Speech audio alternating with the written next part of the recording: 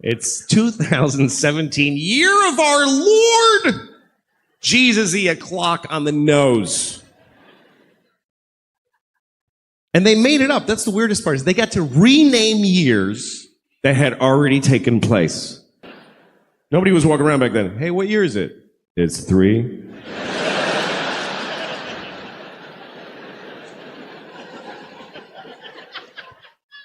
Yeah, but I'm 28. How can I be 28? There's only been 3. Oh, well, so you were born in BC 24, and there's a 0. Remember it went backwards? Oh, shit, that was stressful. I hated those years. What was that like? What year is it? 10. What year is it now? 9. The fuck is gonna happen? Angles with red tips. They look like candy corn that somebody stepped on.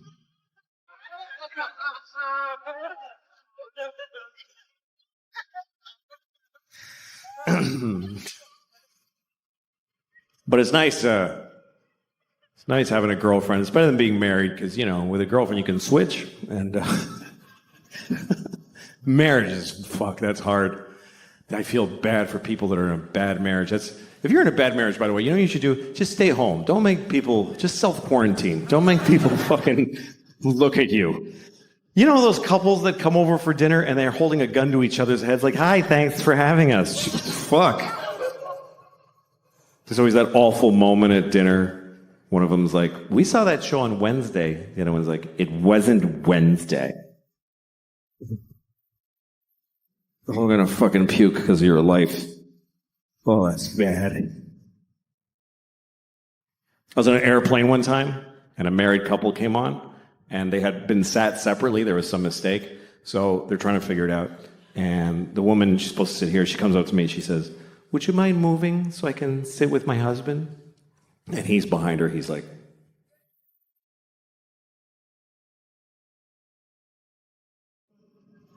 and I wanted to help him. But what am I going to say to his wife? Just, no, I won't move. Then I have to sit with her. So I just got off the plane. I didn't go on the trip. I got off the plane, and it took off, and it hit the World Trade Center. So that was bad. I'll never forget that day. Oh, fuck, that was so unnecessary. That was wildly unnecessary. I don't know, man. I'm sorry.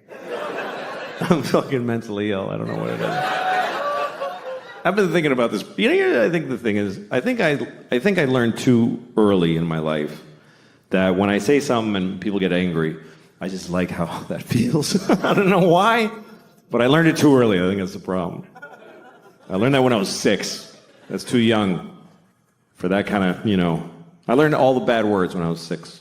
I learned them all in one day from this old dude who hung around our neighborhood. I don't know if he lived there or what, but there was this old dude with a shitty coat and a dark tooth that was always walking around my neighborhood. And if you were a kid walking alone, he'd walk up and, hey, talk to you.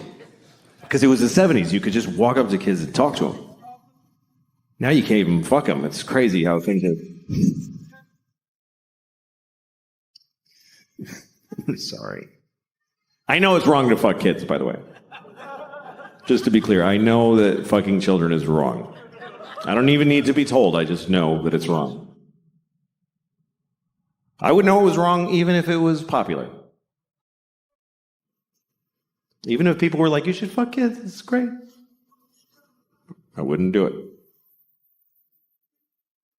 Even if kids came up to me all the time, you should fuck me, I like it, I wouldn't mind at all. I would say, no, thank you, young man. Even if doctors proved that it was beneficial to the health of children to fuck them, I wouldn't do it. I wouldn't fuck a kid to save his life. That's... Even if somebody said to me, if you fuck just this one kid, then no kid will ever get fucked ever again. I might have to fuck that one kid. That might be the right thing to do. I'm saving all those kids. I'm saving them all. Not you. Not you. You're the last one.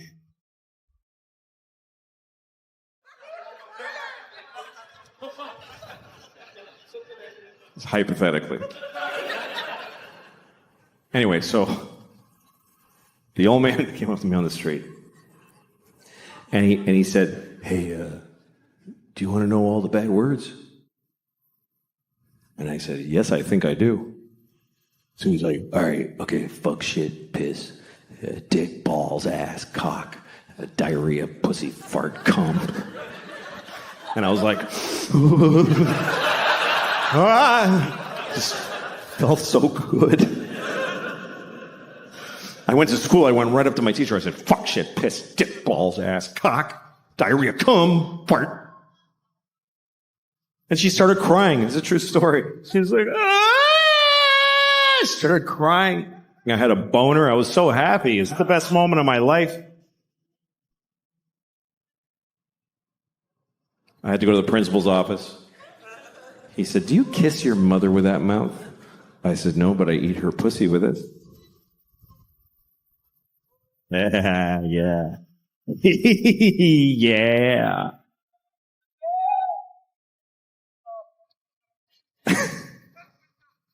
Anyway, relationships are tough. That's what I'm talking about. I used to date a woman who was a vegan, so I had to fuck her with my dick substitute. And remember when meeting a vegan was weird? Remember when that was like a strange thing? Like, oh, what is that? Like, you probably met your first vegan in the 90s. You had like a dinner party, and somebody brought a vegan. And they said, "Just so you know, I'm a vegan." And you're like, "I'm sorry, you're a vegetarian?" And they're like, "No." Like, all right, what is the thing? And they tell you all, okay, yeah, I have no food for you. You can eat a napkin and shit paper, I don't care. But then you met another vegan, and you're like, oh, okay. And then now they're everywhere. Now, who cares? There's several vegans in restaurants and whatever. It's kind of like gay people, sort of a similar trajectory of growth and acceptance in the culture, you know? Gay people and vegans have a lot in common. Like, they both have to tell their families at Thanksgiving. That's when they have to tell them. And dad gets angry. "Your mother worked all night cooking that turkey, and you're telling me you're a fucking faggot?" You know, it's drama. But those are the old days. Things are better now. I think it's pretty amazing when you think about it. The people used to say that being gay was wrong. Pretty recently, folks used to, like most people used to say that being gay was wrong. Of course, it's not wrong to be gay. I mean, it's pretty gay, but it's not wrong. But that's what people used to say. And now nobody says that. And I think that's a positive change. I think that's a good thing. Although I do wonder if there are gay people who miss when it was wrong. Maybe there's a few who miss when it was, because wasn't it a little more fun when it was like, this is fucking crazy? Like, didn't that give it a little zhuzh, a little, I could lose my job, oh fuck. Because now they're like everybody else, which is great, and they can get married, that's terrific, but is that fun to fuck your husband at your house? Wasn't it more fun to be in an old nightclub at 4 a.m, like, I'm breaking my mother's heart? Oh, yeah. I don't know. I don't even mean just gay people. Just some people like when sex is a little fucked up, you know? Some people like when sex is a little fucked up. All right. No. All right, you want to talk about it? Should we talk about it? Yeah, all right. I don't mind talking about it. Okay. Here's what I'll do. I'll give you some advice. Here's some advice that really only I can give you. Here's my advice. If you ever ask somebody Can I jerk off in front of you? Let me finish. I mean, let me finish what I'm saying. Fuck. Okay. If you ever ask somebody, may I jerk off in front of you? And they say yes. Just say, are you sure? That's the first part. And then if they say yes, just don't fucking do it. Just don't do it. Because look, whatever you're into, okay? Because everybody's got their thing. Whatever your thing is, I don't know. You all have your thing. I don't know what your thing is. You're so fucking lucky that I don't know what your thing is. Do you understand how lucky you are that people don't know your fucking thing? Because everybody knows my thing. Everybody knows my fucking thing now. Obama knows my thing. Do you understand how that feels?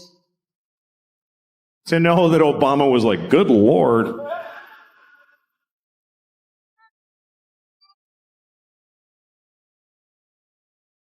Everybody in the world knows my thing. I got on an airplane in Italy. This little kid was like, Mama, that's the guy who jacked off in front of the people.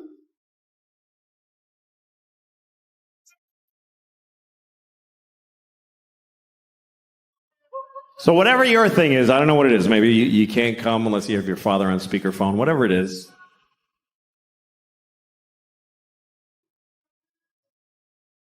If you want to do it with somebody else, you need to ask first. But if they say yes, you still don't get to just go, woo, and charge ahead. You got to check in often. I guess that's what I would say.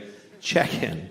Because it's not always clear how people feel. Like, men are taught to make sure the woman is okay. But the thing is, women know how to seem okay when they're not okay. So you can't just look at her face and be like, yeah, her eyes are dry, we're fine, let's just keep going. You got to check in. Because communication during sex can be very confusing. Like, sometimes you're with a woman, you're having sex, she's making noises, she's going like, ooh, and you're like, oh, she loves it. Not necessarily. Sometimes they're making those noises just to get through it. Because it's easier to go, ooh, than to say, I hate how you fuck me. Honestly, it's awful. So she goes, ooh, baby. It's kind of like a Negro spiritual. It's sort of similar.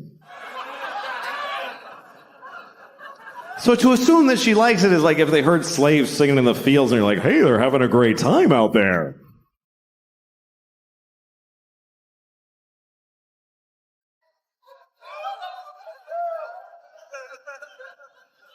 As far as my thing, I don't know what the fuck. People are like, why do you want to do it anyway? Okay, I don't know. I like jerking off. I don't like being alone. That's all I can tell you. I get lonely. Where is everyone? It's just sad. I like company. I like to share. I'm good at it, too. If you're good at juggling, you wouldn't do it alone in the dark. You would gather folks and amaze them.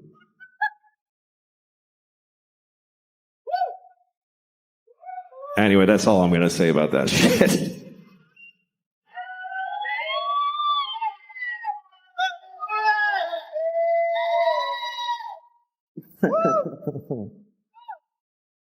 Well, let me ask you a question. You ever wonder how many people ever fucked your mom? We're almost done. You're doing great. This is important to me. You ever look at your mom and go like, Mom, how many dicks? Just how many? I lost my mom, so those are the things I don't know, so I'm curious. I don't feel like a lot of dudes fuck my mom. Not because she's like pure, because I don't think so. But I hope it was as many as she wanted. That's what I hope. I hope she got all the dicks she ever dreamed of, because I loved her. I hope at the end my mom was like, that was plenty of dicks.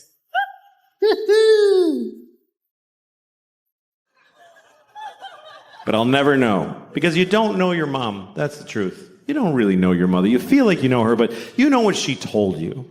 She didn't tell you shit. You don't tell your kids your life. What did your mother tell you? I won a swimming medal when I was 12.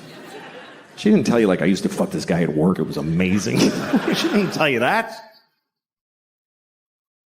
Think about your mom's life story as she told it to you. There's huge holes in that story. Like, well, I graduated when I was 22, and then I met your father when I was 35. Feels like a lot of dicks would fit right in there, Mom. You know those movies where a mother and a daughter switch bodies? You ever seen a movie like this? Always like Freaky Friday, some Disney comedy where a mother and a daughter switch bodies, and then they're like, whoa! Then they have to water ski and be in a rock band together. And then they switch back and they know each other better. That's the formula. I think they should make another one of those movies. But it should be about a mother who switches bodies with her son. But it's not a comedy, it's a drama. Like a medical affliction. They're upset the whole time. She's in the bathroom in the morning. I'm holding my son's penis. It's confusing. And her son is in her body. He's like, I don't want to be my mommy anymore. I don't like how it feels.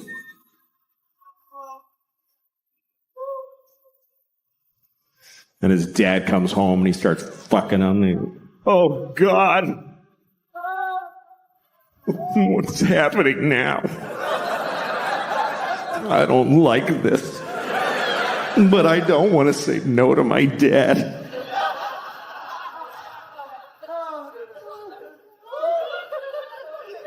And then at the end of the movie, they never switch back. You guys were great. Thank you very much for coming tonight. It was a pleasure talking to you. New Hampshire her whole life. Her family was this weird family. They kept their kids on a farm. Anyway, her parents finally died, so she got to leave. And so she came down to visit her cousin, my friend, in the city. And so we picked her up at Port Authority bus station. She had never been to any city before, and we're picking her up at the Port Authority, that smelly hole of a place. And we pick her up there, and she's just freaking out at New York. She's never seen anything like it. And we passed this homeless guy, and she sees him. I mean, we all passed him, but she saw him. She's the only one who actually saw him. We didn't. Me and her cousin were like, so? He's supposed to be there. So there's a perfectly good reason why that's not me and it's him. It's all the right people always win, I'm sure of it. But so there he is, and this dude was particularly homeless.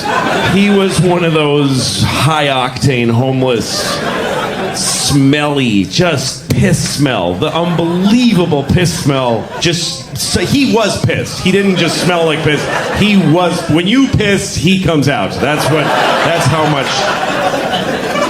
It's just this dude with garbage all over him. I don't know if he had gathered it for warmth, or folks just went, ugh, all day.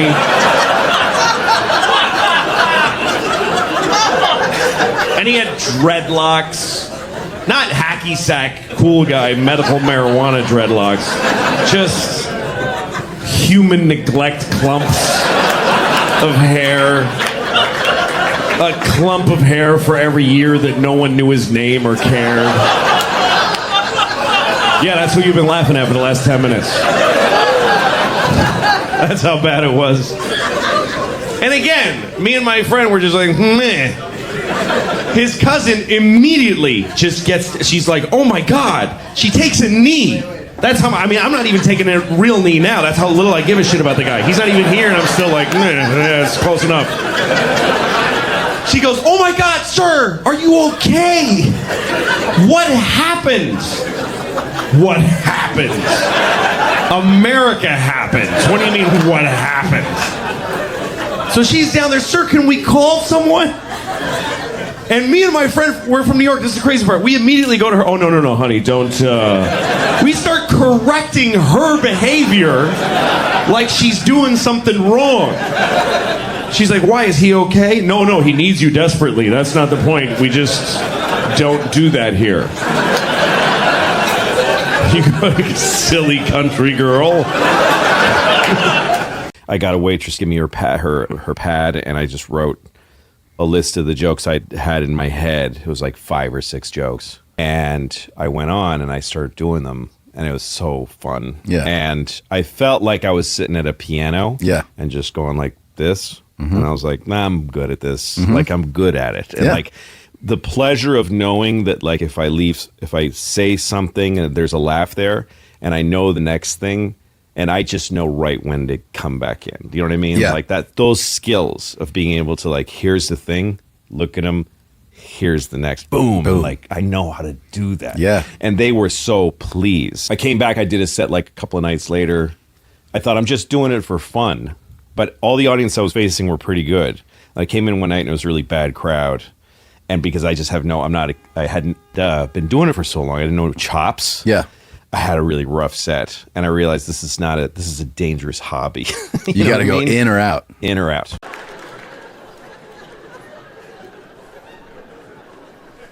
Everybody has their time. Everybody has their time. I mean, not everybody. There are people out there who there's just nobody for them. Yep. People like to say things like, there's someone for everyone. Nope. Not at all true. And stop saying it because it's mean to people who never find anybody.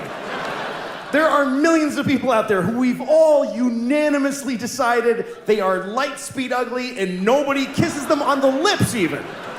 Nobody touches their genitals their entire life. They just wash it and then they die. That's all that happens. Oh, and if you're feeling bad for them, you can go find one and fuck one tomorrow. You can just solve the problem right there.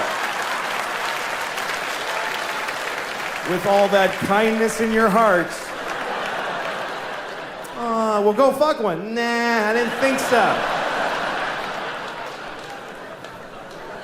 That's the one way we're all mean. Nobody does that. Nobody fucks down. Nobody. People fuck up or across.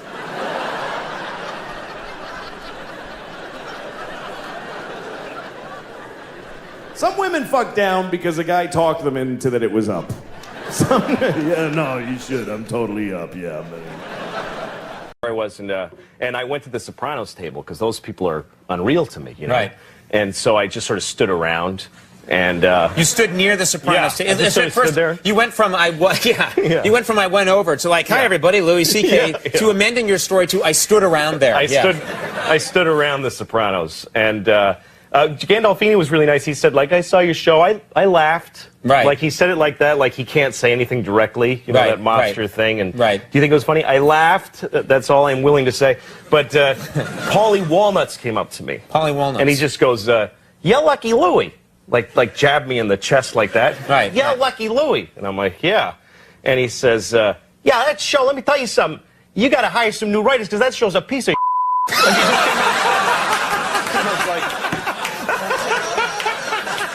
He said, you gotta fix it. You're gonna be committing Harry Carey within a year. That's so awful. He's like, I turned it on. I was like, oh, what is this? Like, he's just hated it. And I wrote the show too, so I did. But there's no way I'm gonna go, see here, Mr. Walnuts. You know, how dare you? No, and I was Mr. really Walnuts. honored that I got to meet that's meeting Paulie Walnuts. Sure. It would have been disappointing if he was like, I really enjoy your show. Yeah. You met the real guy. I met the actual Did he start hitting you with a baseball bat? A little bit. A little bit. Yeah. Do you know, you're a very funny comic. I've watched, your act a lot over the years, and you talk a lot, of course, about being married and being a, dad. Do you miss anything about being single, the single life? Because, you do a lot of material about, you obviously love your kids and your wife, but I do. But there's a lot of avoidance in being a dad. Like, I love to run errands. Like, the other day, I flushed all the toilet paper down the toilet so I could get out of the house, have something to do. Right.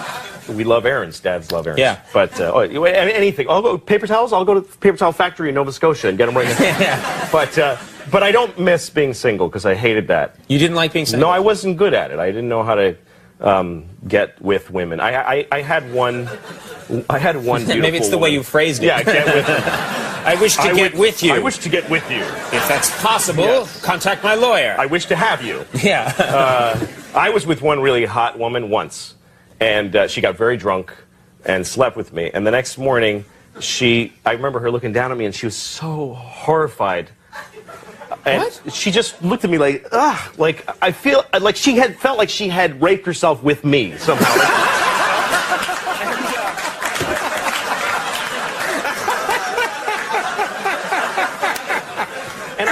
saw her. Oh, God. I saw her questioning everything that led up to being with me. Yeah. And I realized, like, I am somebody's rock bottom moment. The moment in someone's life where they looked at me and went, okay, I gotta stop all of this crap. I gotta reconcile with my dad. I gotta go back to school. You get divorced, you should tell your children. So we had to do it carefully because they were 5 and 2 years old at the time. So we had to put it in a way that they could comprehend. So I remember we sat them down and I said, okay, listen, you know how you love your dog?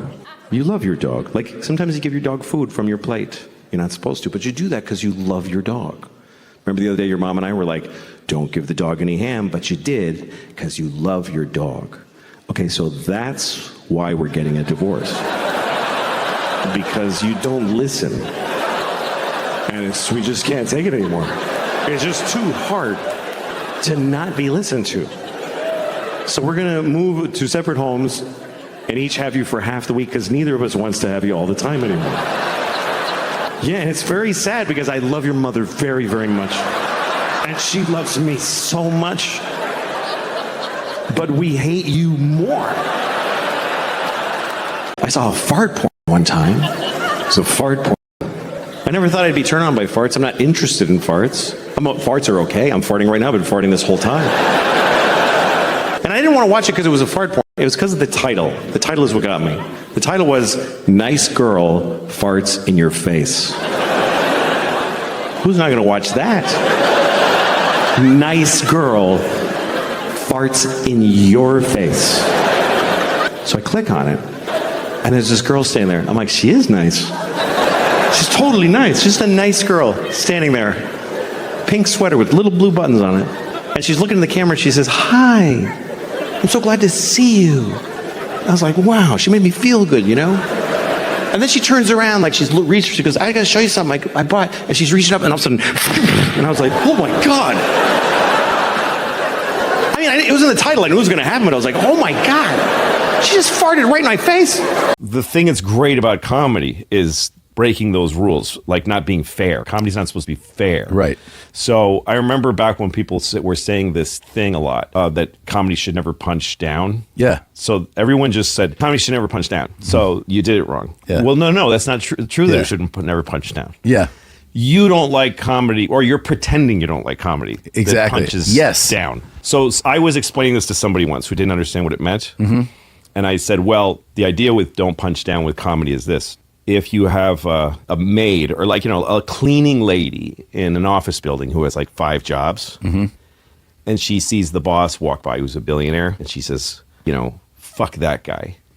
You're like, yeah. Mm-hmm. But if a billionaire goes up to a little cleaning lady and like spills coffee on her head and goes, ha ha, I was telling this person, that's not funny. Of course, it's a trillion times funnier. Louis C.K., who has a new book called Ingram.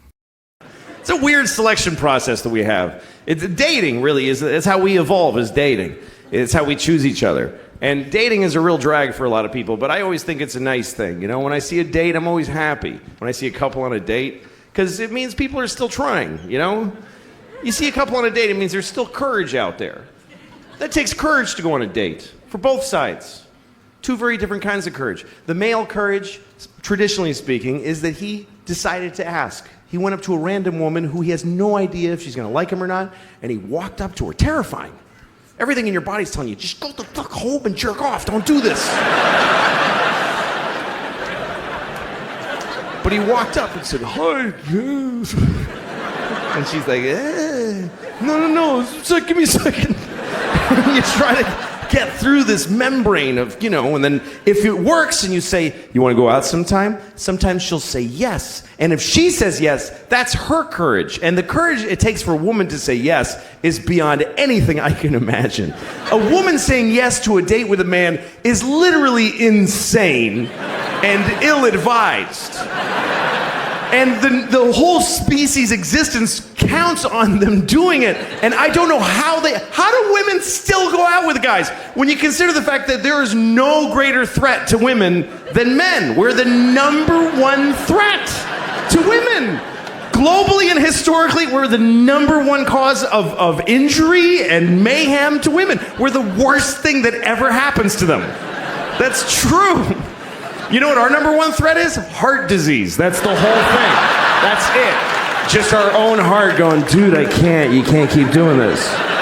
I told you 3 strokes ago that this is not smart.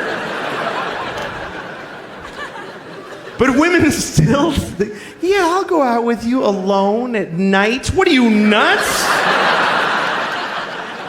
I'll get in your car with you with my little shoulders. Hi, where are we going? To your death, statistically. How do they still do it? If you're a guy, try to imagine that you could only date a half bear, half lion. And you're like, oh, I hope this one's nice. I hope he doesn't do what he's going to do.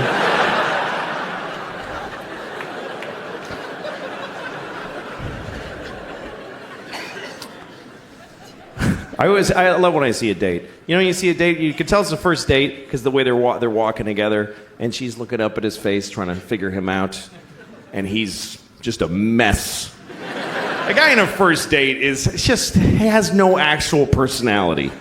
He's just a mishmash of different kinds of dudes for a couple of seconds each. Just anything. No cohesive, just like a ransom note cut out of a lot of magazines. Just, yes, I think so too. Whatever, just like a blind dick in space, just thrusting in infinite directions, hoping to find pay dirt at some place. And then sometimes you see a date that's later down the line and something has happened. There's something that happens in a date that I never get to witness, because women do this. They get to do it inside. They get to just decide quietly, I'm going to let him fuck me. They just get to decide. Something he says, and she's like, that was good, he's going to fuck me later. And he has no idea. He's still like trying all this shit. He still has no idea he's already in there. For bananas, and there was a black woman at the bananas, and I didn't want to go there while she's there because of COVID. We're all giving each other space. So but I do want to be next. So I'm waiting. And she's kind of taking a long time. And the longer she takes, the longer I am a white man watching a black woman choose bananas. And this is an awful thing about the world today, because I know I'm not doing anything wrong, but I feel fucking bad. I feel fucking bad. So I went to the strawberries. And there's a fucking Jew with a strawberry.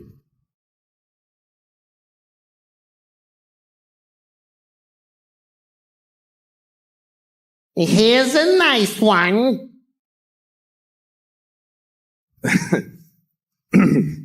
That's the Jew. I'm not going to do the black woman. No, I'm not. You know why? Because I'm not afraid of Jews. That's the bottom line. I'm not scared of Jews. I don't find Jews to be frightening. Unless you're in Palestine, then they're terrifying. It's very different. Over there, they're like, the Jews are killing us. And here we're like, really? The Jews?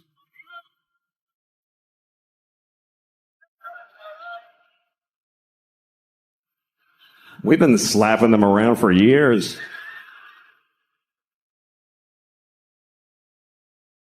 Anyway. This banana's too hard.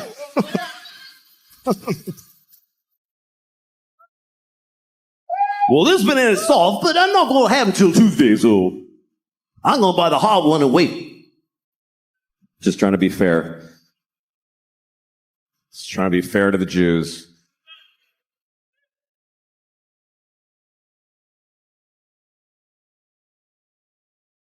Lord have mercy. Anyway. Don't worry, I'm an old man. I'll be gone very soon. I worry about getting old only because I don't want to lose my memory, you know? I mean, some of it I would love to lose. But it doesn't work that way. You got to take it all or none, I guess. But I forget things, you know? Like, remember Fonzie from Happy Days? I don't remember him. I don't even know what you're talking about. I forget weird things, you know? Like I was walking down the street once in New York, and there was a guy in a van, and he rolled down the window and he said, "Hey, get in the van and suck my dick." And I said, "All right," you know? So I got in the van and, you know, I was trying to pull the door, the sliding door, but it kept, and he's like, "It just shuts. You don't have to."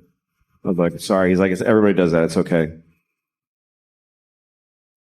So I'm kneeling on the floor of the van on like a purse, and there's no lady in there, but I'm like, I came here to suck this guy's dick, not like take inventory. Let's just get to work. So I start sucking his dick, and about halfway through, I'm guessing, I remembered that I don't really like doing that.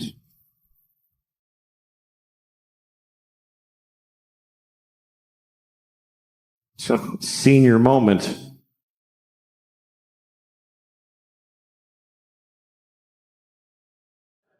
Some people worry about getting old because they think it means that they're dying, which it does. But this doesn't worry me. I don't worry about dying because I think it's necessary. I think it's something that you just have to do. You should do it.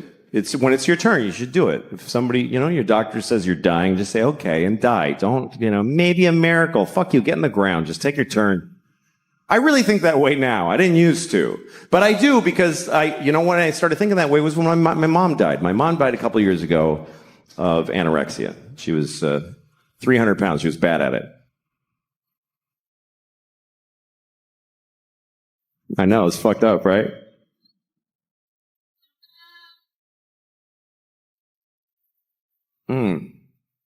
What a piece of shit. Anyway, she would have liked that joke. She would have. My mom's was fucking, she was gross.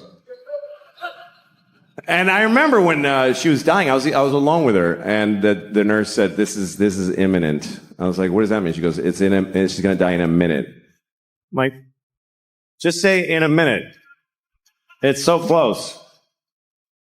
Anyway, I was alone with her, and she died, and I was like, fuck, they're going to think I did it, obviously. I didn't want to lose my mom. I really didn't. But we had this one conversation like 2 weeks before she died when we were talking about it. And I said, Mom, I don't want you to die. And she said, you'll get over it. That's what she said. And I did. But in the moment, I wasn't willing to accept it. I was like, I don't want you to go. She said, but we're going in order. Do you understand? This makes sense. I'm your mother. I'm like, Mom, stop talking like that. This is sad. She goes, no, it's not. Look at it this way. Do you want me to never die? I was like, no, I don't want that at all. And it helped me get in touch with an important idea, which is that dying is important. It's every generation's greatest contribution to history is that they die. It's the only thing that keeps things moving. It's the only reason there's any progress in the human race is that folks keep fucking dying. Every generation has had a mix of douchebags and amazing people and boring, great, good, whatever, but they're all fucking dead. Every fucking one. Thank God, they're all fucking dead. There's a limit to how much any of the good ones did, and the shitty ones got to stop being shitty. It's a great system. Now when you look at the internet and all these people, you're like, what the fuck is happening? It's okay. They're all going. All of them are gonna die. I mean, you don't want to die. You don't want to die. You don't want your loved ones to die, but that's a selfish wish when you think about what would happen if nobody died. What kind of world would this be if there was nobody, if we still had people here from the 1100s? It's hard enough having people here from the 50s. Just scan the code on the table. There's no menu. What? I don't understand. Jesus Christ. You want to go through that with Pontius Pilate and Charlemagne? Fucking pain in the ass. Fucking old people that don't want to fucking just... When you get older and you start going, everything's so crazy now. No, it's fine. Just get the fuck out. It's great. They're not going to make it work for you. You're here for 10 more minutes. Just get the fuck out. If you're in an airport and you're looking at the toilet and you're like, I don't understand how this works. It's time for you to die. That's what that means. These toilets are for the next people. Get the fuck out. That's the way I look at my life now. I had some good, I had some bad, but I'm done. I mean, I'll hang around because I'm curious. But I'm so interested in the way things are going. I really am. It's such an interesting time. We're on a hinge. It's such a cool thing to experience that. I'm excited about a lot of what's coming. There's things that are hard now, but that's the way it is. Things are going to get, I think it's exciting what's happening. I think young people today have some great ideas. They're being a little cunty about some of them. But the ideas are good. The ideas are good. Like when I was growing up, we had two genders, male and female. Now you have all these expansion teams. I think it's very exciting. It is.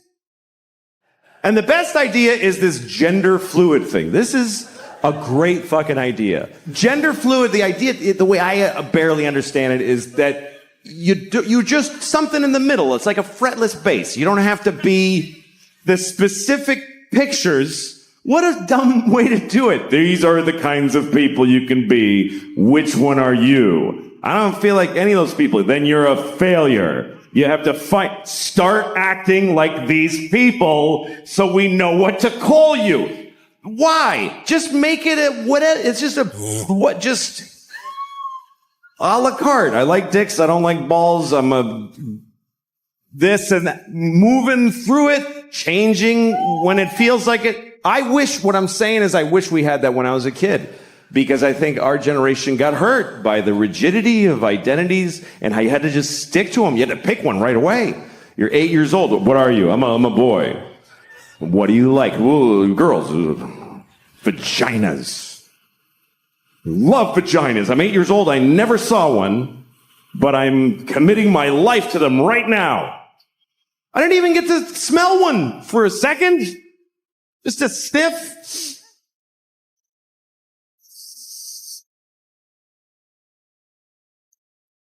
All right, what else you got?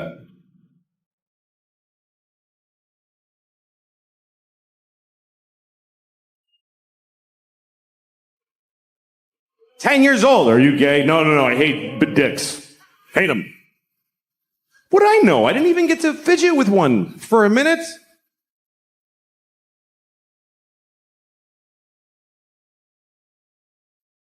This banana's too hard.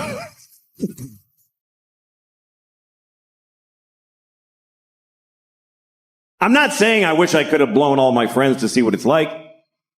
But on 4th of July, there were fireworks. I was with Matt. There was a feeling. I don't know what could have happened. I have no idea. Because we were so scared. We were afraid to seem gay when I was a kid. Because in the 70s, the stereotypes showed you what everybody's like. Men are like this. And then the women have to act like this. And then gay people are like... They're just tired. That was gay people in the 70s. I'm gay. Help, I'm gay. I can't even do anything. That's what gay men were in the 70s. You ever meet a gay person? You don't fuck with gay people. Not today. They're all athletes, first of all. And they got their shit together. They're motherfuckers, gay people. If your landlord's gay, they're billionaires. They own Apple. They're in the cabinet. They're in the Navy. They're cowboys and Indians and construction workers. Gay men are men. You ever go in a gay-owned business? He's like, "Can I help you?" Like, the gay's in there, but he's fucking tough now. "It's my store, motherfucker. What do you want?" Gay men are men now. They're fathers, they're husbands, they're men. Today's heterosexual men are faggots. I don't know how that happened. But they're fags. I'm saying that with love and as an old man on his way out the door, but they're fucking fags. They're intelligent and they're evolved, but they're fags. They're with a pajama shorts and it's just pale, almost blue. My wife got a promotion today. Oh, good for you, faggot. I'm so happy. I'm happy for him. Sounds like they have a good life together. But it takes some getting used to for me. And when I see a progressive young couple, I always want to stop them and ask her, "Is that turning you on? Please tell me. Is that sexy?" He gets with the Tin Man's hand pipe, just with strawberry smoke. She's like, "Well, he's very intelligent and he's conscientious. But does he make your pussy wet?" Fuck no, he's a fag. But I love him. And again, great, it's another kind of dude. The faggy straight dude. It's another kind of guy. Welcome. We should have all of it, the whole spectrum, the whole alphabet, all of it. But somebody does have to be just straight fucking. You have to have that. It doesn't have to be the most important, but you do need it. Because it's where it all fucking comes from. Until they figure out some other shit, this is where life still starts. If you want to eat local and organic, you gotta respect that someone's gotta have a hard dick fucking a pussy. That's where every gay person came from, two boring straight people fucking. I mean, that's just, for now, someone needs to, you could. The thing is, you need to build an ability to just be yourself and not be doing something. That's what the phones are taking away. Yes. Is the ability to just sit there, like this. That's being a person, right? Yes. No one can, you gotta check.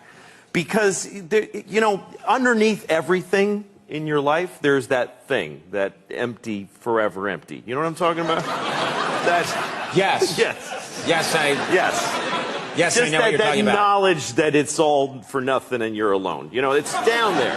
And sometimes when things clear away, you're not watching it, you're in your car and you start going, oh no, here it comes, that I'm alone, like it starts to visit on you.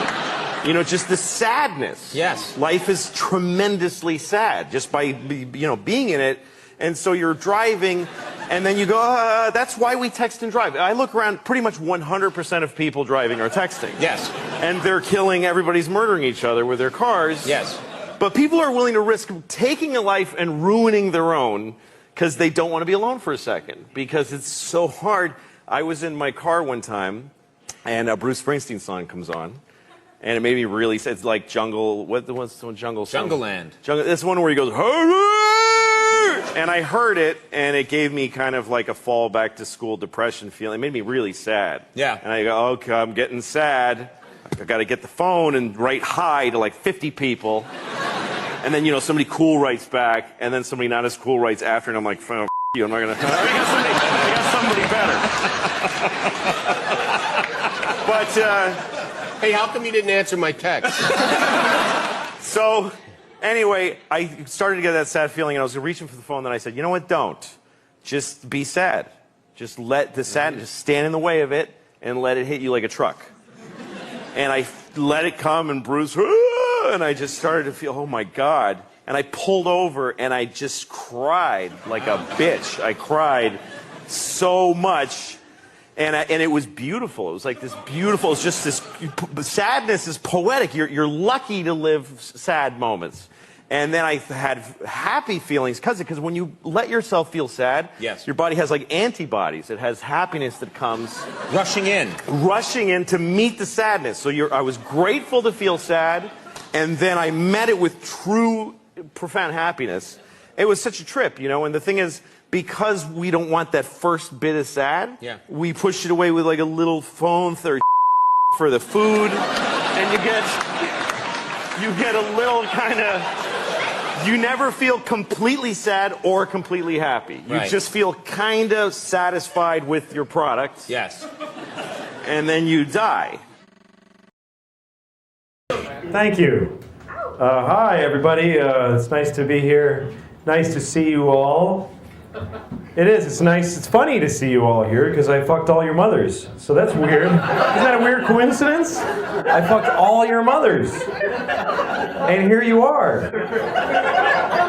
You're not mad, are you? Did y'all get together because you're mad? They liked it, so don't worry. You shouldn't be mad. You should want your mother to enjoy herself.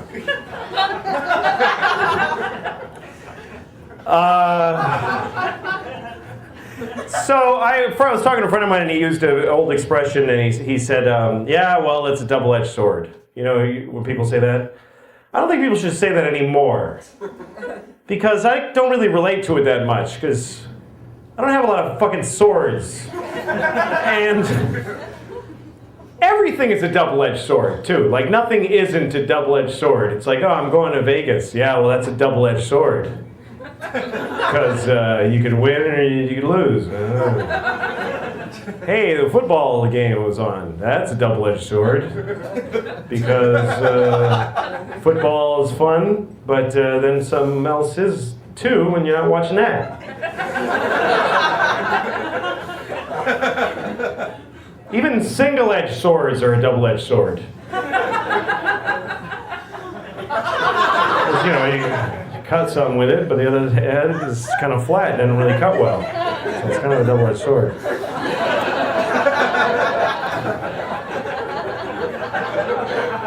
That bit is kind of Seinfeld-y, I think.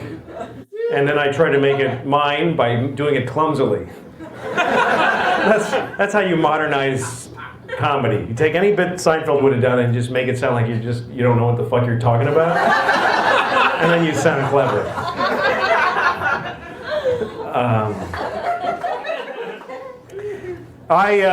You ever feel like you're gonna fart and then instead you shit on your father's face? And everybody on the bus is like, hey, that's not appropriate. And you're like, I thought it was gonna be a fart. And they go, oh, all right then.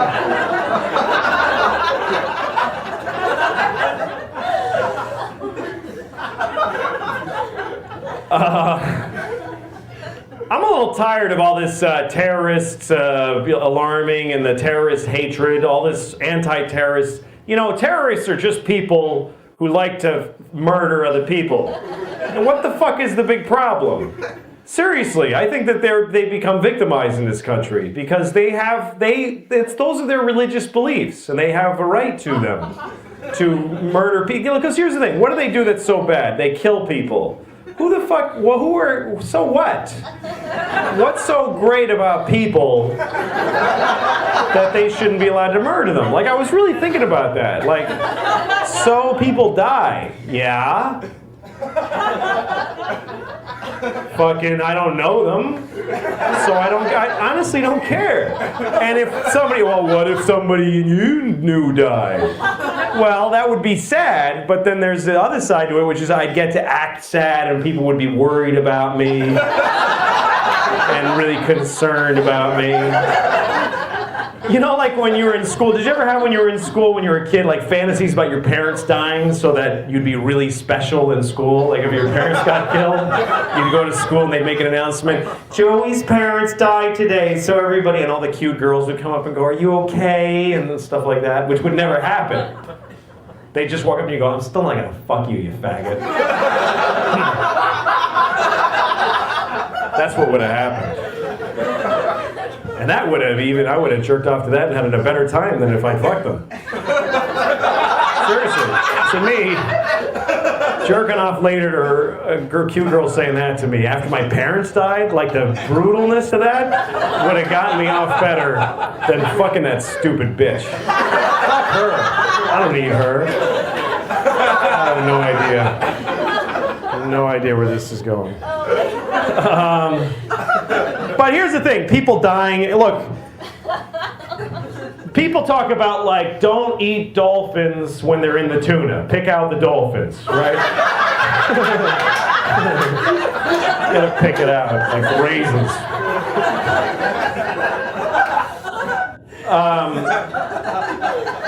But and like you ever go to shop for tuna and like it says dolphin safe and you kind of go like, yeah, but like somehow you think it's not going to be as good. Like, I want to do the right thing, but it's probably kind of bland without the dolphin. But here's the thing, like why not kill and eat a dolphin? Why not? Oh, because, well, no, I don't fucking get it. If you're a tuna, fuck you, we're eating you. So I don't really see the difference. And I think it's wrong to eat tuna and dolphin and cows and everything. But I eat them. I eat them all. Because I don't care that it's wrong. I totally think it's terrible, but that's not important to me, that it's terrible. So what if it's wrong? It tastes good. And I like the way it feels when I eat it, so fuck it. But I'm not going to pretend I'm doing something that's okay just because it doesn't think or something. So when I think about that, I think, yeah, so people die. What's the big deal? They're dead, and some of them might have been assholes. You don't know.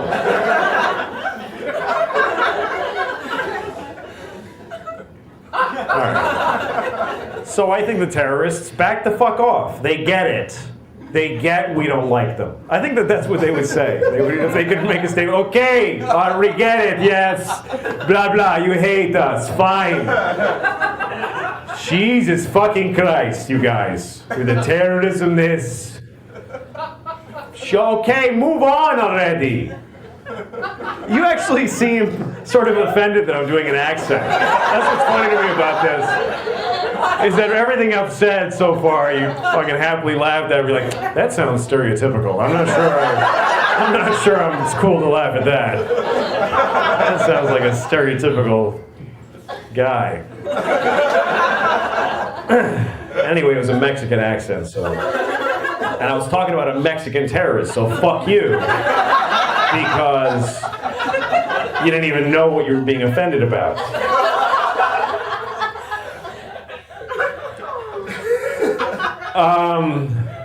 What other terrible things to defend? All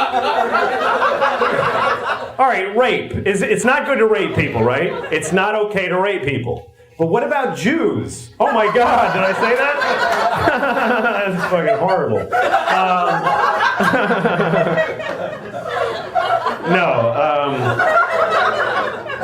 Here's my question. It's not okay to rape people, and I totally think that you shouldn't rape people, and I don't rape anybody. Anybody. But when does a person become a person? Like, if you rape a fetus at 3 weeks, it's not really rape, because it ain't a human yet. So fuck it. Fuck it right in the hole. Who gives a shit? I don't even think people would mind if you walked up and raped their fetuses. Sorry, it's not a kid yet. Don't worry about it. Enjoy, please. Don't rape me. But if you have some way to rape my embryo, have at it. No, I don't think that there's any good reason. You could have a reason to rape somebody. Like, say there's somebody you want to fuck them and they won't let you. Then what else are you supposed to do? What other recourse do you have? What, are you going to not fuck them? That's absurd.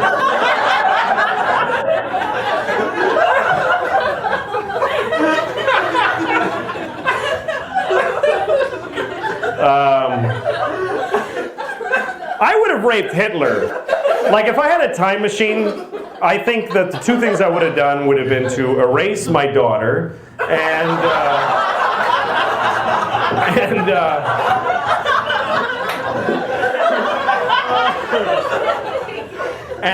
raped Hitler, because I don't think it would have been enough to kill Hitler. I think if I raped him, he would have had no balls to do all the shit he did. He would have been just kind of depressed all the time and sitting on the floor of his shower crying with holding his knees and stuff like that. And a guy who does that can't have the focus to take over the world.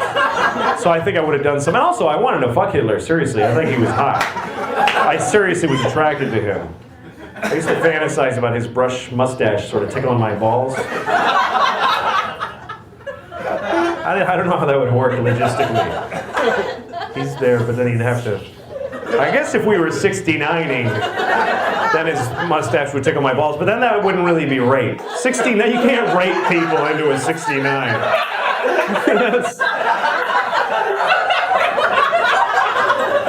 Anyway, I gotta go. Thanks a lot. Good night. Selection process that we have. Dating really is how we evolve, is dating. It's how we choose each other. And dating is a real drag for a lot of people, but I always think it's a nice thing. You know, when I see a date, I'm always happy. When I see a couple on a date, because it means people are still trying, you know? You see a couple on a date, it means there's still courage out there. That takes courage to go on a date, for both sides. Two very different kinds of courage. The male courage, traditionally speaking, is that he decided to ask. He went up to a random woman who he has no idea if she's going to like him or not, and he walked up to her, terrifying. Everything in your body's telling you, just go the fuck home and jerk off. Don't do this. But he walked up and said, hi, yes. And she's like, no, give me a second. And you try to get through this membrane of, and then if it works and you say, you want to go out sometime? Sometimes she'll say yes. And if she says yes, that's her courage. And the courage it takes for a woman to say yes is beyond anything I can imagine. A woman saying yes to a date with a man is literally insane and ill-advised. And the whole species' existence counts on them doing it. And I don't know how do women still go out with guys? When you consider the fact that there is no greater threat to women than men. We're the number one threat to women. Globally and historically, we're the number one cause of injury and mayhem to women. We're the worst thing that ever happens to them. That's true. You know what our number one threat is? Heart disease. That's the whole thing. That's it. Just our own heart going, dude, you can't keep doing this. I told you 3 strokes ago that this is not smart. But women still, yeah, I'll go out with you alone at night. What are you, nuts? I'll get in your car with you with my little shoulders. Hi, where are we going? To your death, statistically. How do they still do it? If you're a guy, try to imagine that you could only date a half bear, half lion. And you're like, oh, I hope this one's nice. I hope he doesn't do what he's going to do.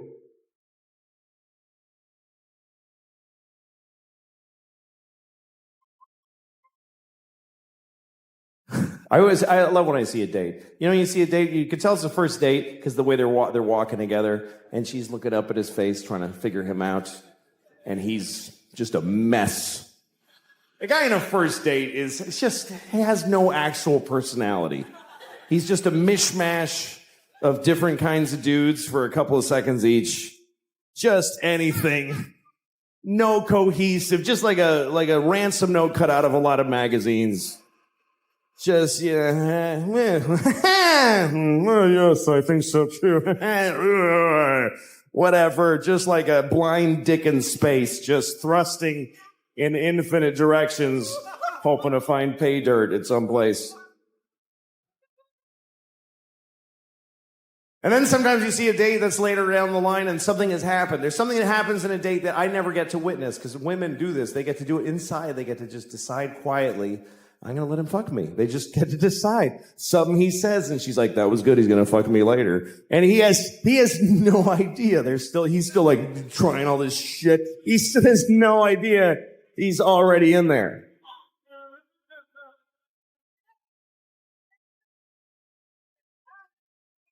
We love women a lot. All men do. And we just look at you. That's what I do. I just look at women. I just, like they're, cakes and windows. I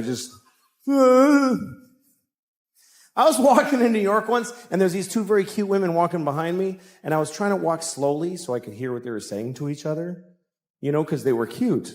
So I wanted to hear them, like that's going to help me in any way. Don't you wish the guy walking in front of us would squeeze our tits for like 1 second?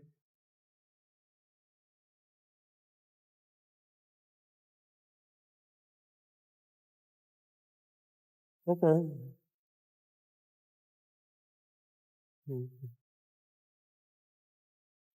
Really?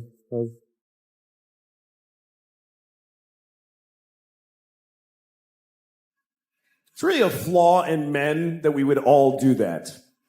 If you're a woman, you could ask any guy on planet Earth, can you squeeze my tit for 1 second? And 100% of us will go, oh yes, of course. That doesn't matter. I could be doing open heart surgery. Oh, yeah, okay. Oh, don't worry. He's not your tits. Don't worry about it. I don't know why we love tits so much. Some people say it's because we breastfeed, but so do women. Or, baby women. Not grown-up women don't usually. You don't see like a 68-year-old woman like a stately look, like Sigourney Weaver, like sucking milk out of a young woman's tit. Thank you, Deborah. I'll see you tomorrow, 2:00. It's not usually the thing, is the elderly breastfeeding from the young. Except for at the end of The Grapes of Wrath, which I don't mean to ruin that book for you, but you should have read it by now. I don't know if you read The Grapes of Wrath, but that's how it ends, with an old dying man sucking milk out of a young girl's tits. And then the book is over. And you're like, Jesus, what happened at the end there? That's crazy. There's no other book in that genre. There's no dense historic classic that ends with a weird porny paragraph at the very... And then Anna Karenina shat on his chest. Holy moly with that! The end. Oh my God! That is a violent shift in tone at the end of that book. I've been reading this book for 3 months.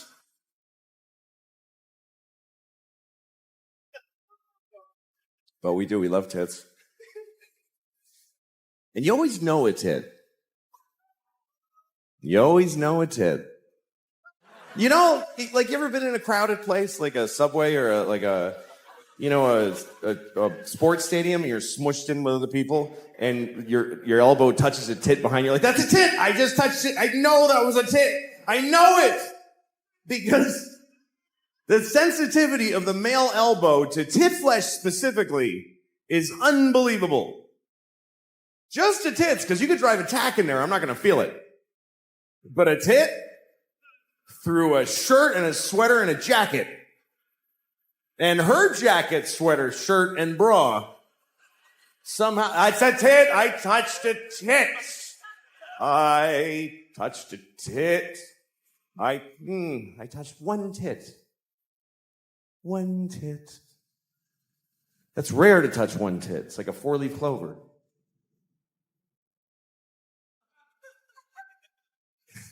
Usually you touch it. The only time you touch one tit is when it was an accident or you didn't have permission.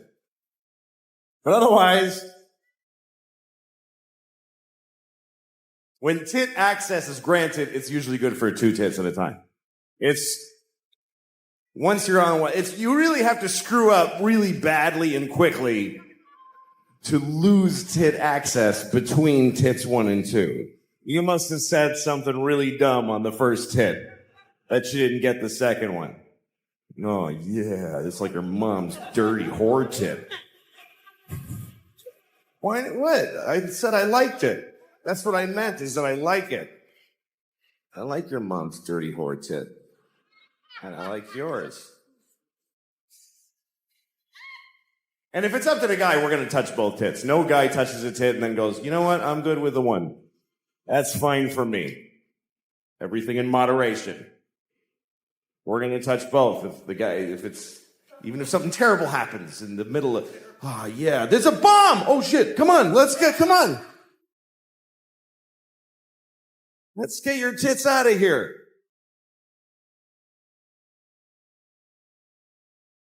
I've seen a few tits. I've seen, I don't know, 48 maybe, I don't know. I've had my history in my life, you know. I've been divorced for 5 years, and it's been the best part of my life, being divorced. Easily my favorite part of my life. I love being divorced. Every year has been better than the last. And it's the only time I can say that about. And by the way, I'm not saying don't get married. If you meet somebody, fall in love and get married, and then get divorced, because that's the best part. It's the best part. Marriage is just like a larva stage for true happiness, which is divorce, because you just let go and everything's fine now. Divorce is forever. It really actually is. Marriage is for how long you can hack it. But divorce just gets stronger like a piece of oak. Nobody ever says, oh, my divorce is falling apart. It's over. I can't take it. And again, if you're in a good marriage, stay in it. If you're in the best marriage ever, stay in it. I'm just saying, if you got out, it would be better. That's just a fact. I'm sorry, but it's true. Everything's better. My ex-wife and I, this is the best part of our knowing each other. We're good co-parents because we live apart and we're friends. Our kids go to her half the week, they come to me half the week. And I'm a good father. I'm an attentive, focused, and responsible father. Do you know why? Because I get to say goodbye to these kids every week. Are you shitting me? It's like every parent's fantasy. Who can't be a good father for half of every week? No matter how bad it gets, every Wednesday I get to go, goodbye, girls. Daddy's going to go upstairs and pour whiskey all over his naked body right now.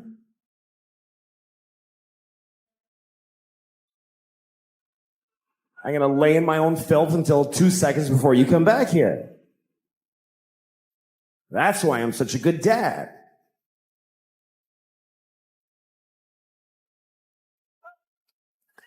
My daughter was having a dance thing at her school. They had this big dance.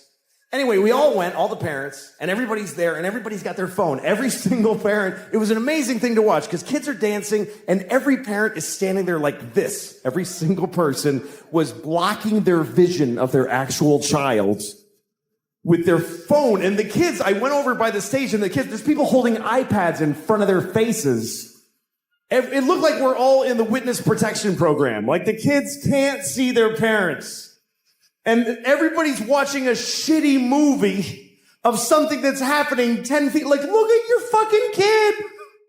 The resolution on the kid is unbelievable. If you just look, it's totally HD. Why are you taping this? You're never gonna watch it. In a million years, you're not going to watch videos of your kids doing shit you missed the first time it happened. You don't watch it, you just put it on Facebook. Here, you watch it. I want to take a nap now. And then you get to read all the comments. Oh my God! It's so cute! Yeah!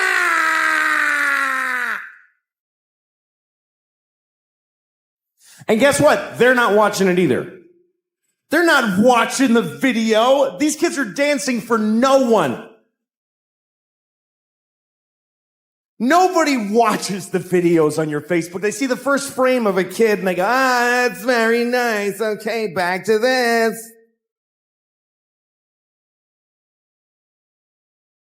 Nobody's watching your kids' videos on Facebook, I promise you. I'll prove it to you. Next time you tape your kids dance, take 1 second of it and then add 20 minutes of just your own asshole. Just go in the bathroom and just record your own anus opening and closing for 20 minutes. Tack it on to your kid dancing for a second. Put that on Facebook. Everybody will write the same thing. That's adorable. I think I see a future star.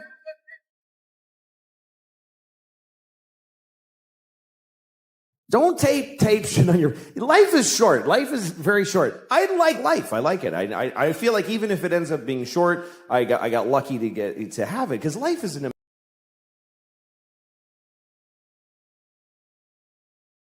Yeah, because everything is amazing right now and nobody's happy. Like, in my lifetime, the changes in the world have been incredible. When I was a kid, we had a rotary phone. We had a phone that you had to stand next to, and you had to dial it. Yes. You don't realize how primitive... You're making sparks in a phone, and you actually would hate people with zeros in their numbers because it was more... It was like, oh, this guy's got 2 zeros. Screw that guy. Why do I want to... And then if they called and you weren't home, the phone would just ring lonely by itself. And then if you wanted money, you had to go in the bank for when it was open for like 3 hours. You had to stand in line, write yourself a check like an idiot. And then when you ran out of money, you just go, well, I can't do any more things now. Right. I can't do any more things. That's it, yeah. That was it. And even if you had a credit card, the guy would go, ugh, and he'd bring out this whole shunk, and he'd write, he'd have to call the president to see if you have any money. And it's all true, kids. You had to call the president, yeah. It was ridiculous. Yes. Do you feel that we now in the 21st century, we take technology for granted. Well, yeah, because now we live in an amazing, amazing world, and it's wasted on the crappiest generation of just spoiled idiots that don't care. Because this is what people are like now. They got their phone and they're like, it won't. Give it a second. It's going to space. Can you give it a second to get back from space? Is the speed of light too slow for you? I was on an airplane and there was internet, high-speed internet on the airplane. That's the newest thing that I know exists. And I'm sitting on the plane and they go, open up your laptop, you can go on the internet. And it's fast and I'm watching YouTube clips. I'm in an airplane. And then it breaks down. And they apologize, the internet's not working. The guy next to me goes, this is bull.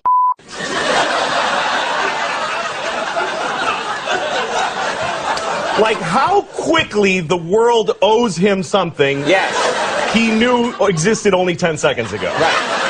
Right. And on planes,